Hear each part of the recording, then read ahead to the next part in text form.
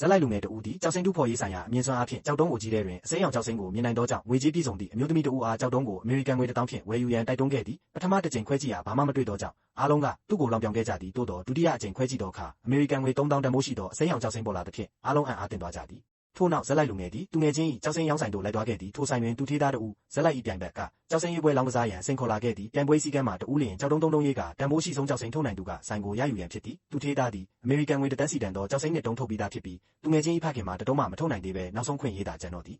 ထိုအခါဇက်လိုက်လူငယ်သည်သူငယ်ချင်းဖခင်ကိုစားလောင်းကစားပွဲကိုဝင်ရောက်ရှင်ပြိုင်ခဲ့သည်သူ၏အမြင့်စွမ်းအားရုတ်တရက်ပျောက်ကွယ်သွားခဲ့တော်လဲနယံကိုရိုက်မိပြီးနောက်စွမ်းအားများပြန်လည်ရရှိခဲ့ပြီးကျောက်တုံးများအတွင်းကိုပြန်မြင်နိုင်ခဲ့သည်သူထေးသားသည်အရေးသွေးမြင့်ကျောက်တုံးများကိုအမှတ်သားလုပ်ထားပြီးချစ်လေအနိုင်ရမည်ဟုယုံကြည်ကာနောက်ဆုံးကျောက်တုံးမှအမေရိကန်ငွေ1000တန်ကျောက်စိမ်းကိုထပ်မံထုတ်ယူခဲ့သည်ဇက်လိုက်လူငယ်သည်ယခုအမေရိကန်ငွေ3တန်တန်မိုးရှိကျောက်စိမ်းသို့မဟုတ်အေကယ်စိမ်းကိုရှာဖွေမှသာအနိုင်ရမည်ဖြစ်သည်သူသည်အတွင်းတွင်ကျောက်စိမ်းပြပါသည့်ကျောက်တုံးတစ်တုံးကိုရွေးချယ်ခဲ့သည်သူထေးသားကထိုကျောက်တုံးသည်တန်ဖိုးမရှိဟုလောင်ပြောင်တော်လဲဇက်လိုက်လူငယ်ကခွဲခိုင်းခဲ့သည်ရလဒ်အနေဖြင့်ထိုကျောက်တုံးထဲမှအမေရိကန်ငွေ90တန်ကျော်တန်မိုးရှိသောအရေးသွေးမြင့်ဆုံးအေကယ်စိမ်းပေါ်ထွက်လာပြီးသူငယ်ချင်း၏မိသားစုဆိုင်ကိုကယ်တင်နိုင်ခဲ့သည်